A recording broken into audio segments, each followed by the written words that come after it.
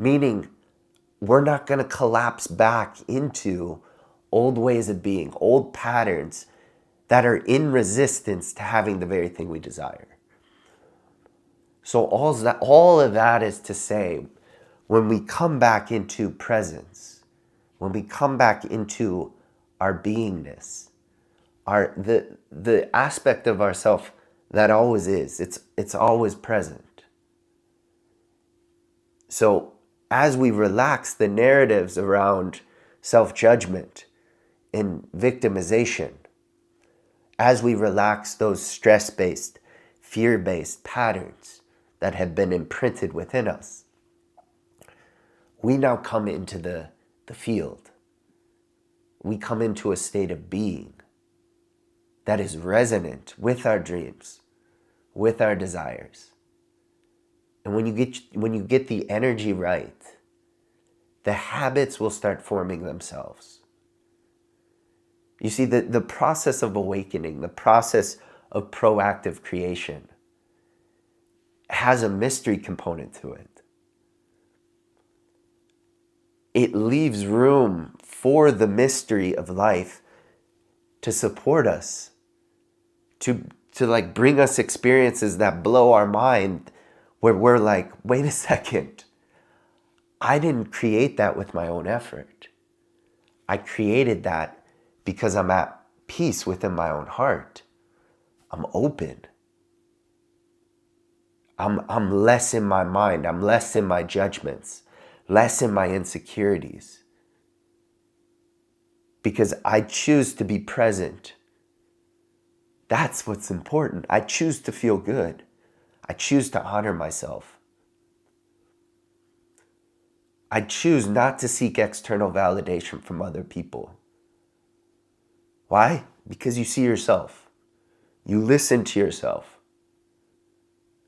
That vibration, that frequency, that is the precursor to manifestation.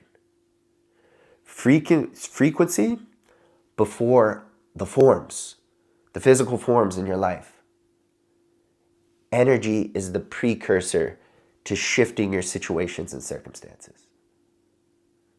And from there, you start taking inspired action. Not action from fear, not action because you guilt yourself or you shame yourself. That works only to a point. You can love yourself into evolving. You can love yourself into being more disciplined. Disciplined in alignment with the things that are for you, things that you want to create. And the distractions, the things that are keeping you preoccupied in a space of like, whoa, there's so much content in today's world that actually keeps you off of the path of what you desire, keeps you off your soul path.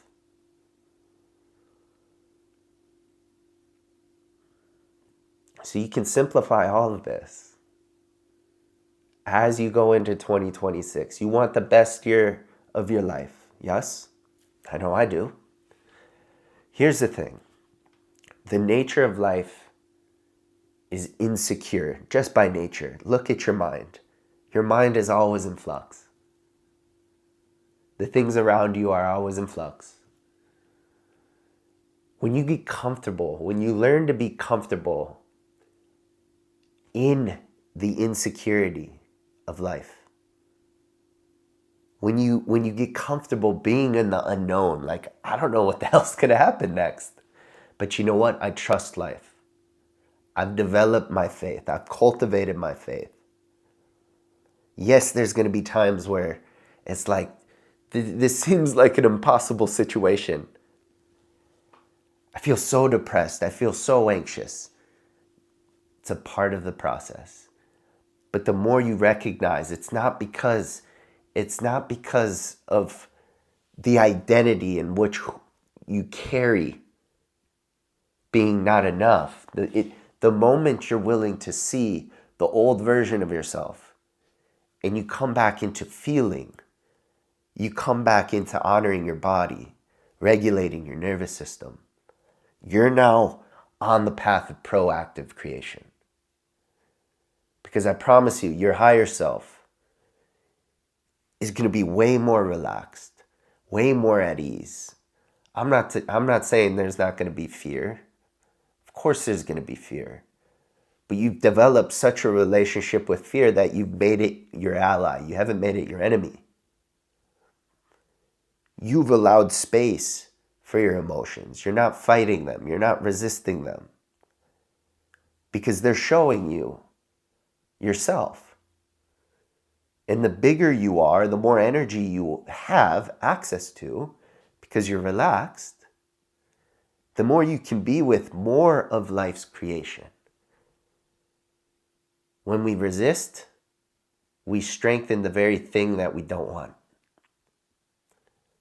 So we can create from a resonance of proactive creation, which is way more loving, way more free, way more inspired.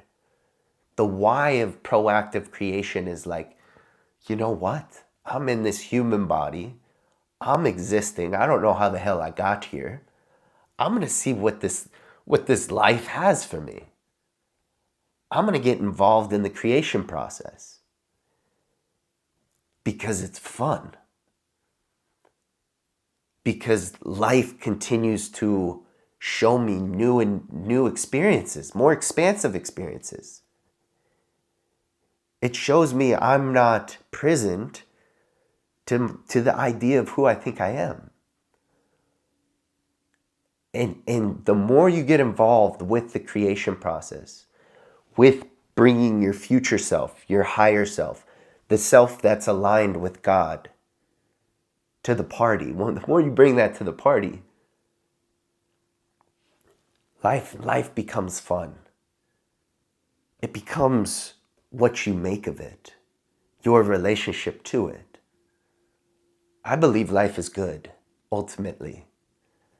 At the core of who I am, I'm limitless, I'm timeless, I'm boundless, I'm absolutely free. That's the version of myself that I want to create my entire life from. Of course, the ego, the old self, the programmed self comes into the mix, and that's along for the ride too.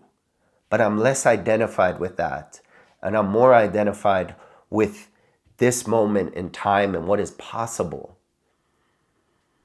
in giving to the world as opposed to taking. Because the more that I give, the more life brings back to me.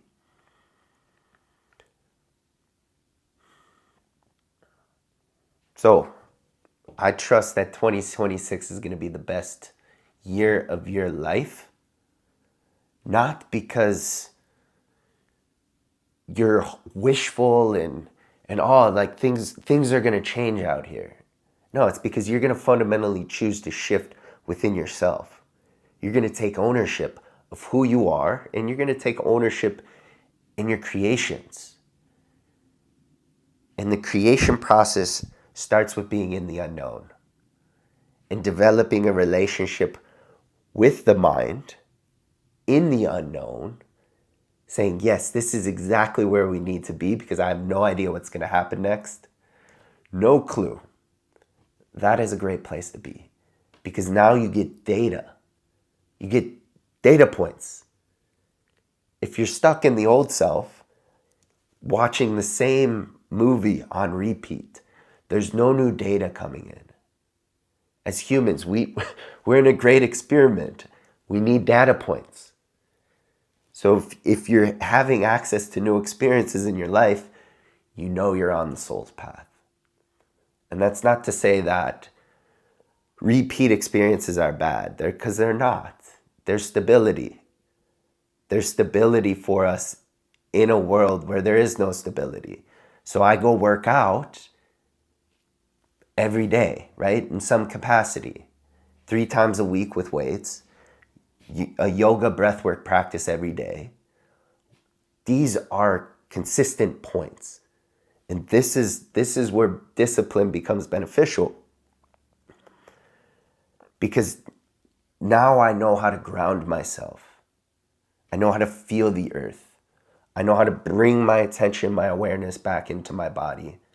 When things seem chaotic, when my energy gets lifted into new expansive experiences, and my ego's kicking and screaming. Contract, expand. Inhale, exhale. That's the creation process. So we're going to go over more and more of this on my channel. If this resonated with you in some way, shape, or form, please leave a comment below.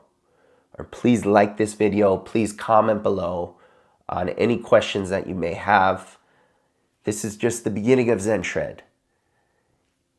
What I offer is way more energy based. So you might be thinking like, oh shit, this is a lot of information. Yes, it is. Let it take time. This takes time. This transformational journey takes time. So, and with this process, it's new. So you're learning from your experience. And that's the beautiful thing of life. Yes, there's a lot of books here. I spent a significant part of my life reading books, consuming books. That's great. And we need to enter into our life and start to implement what we learn in books in our life. Because that's the playing ground where we will learn what actually works. And we'll be less sellable. People won't be able to sell us things because we've discerned what is the truth. We've discerned what can actually help us. Life is a beautiful journey. So enjoy it. Thank you.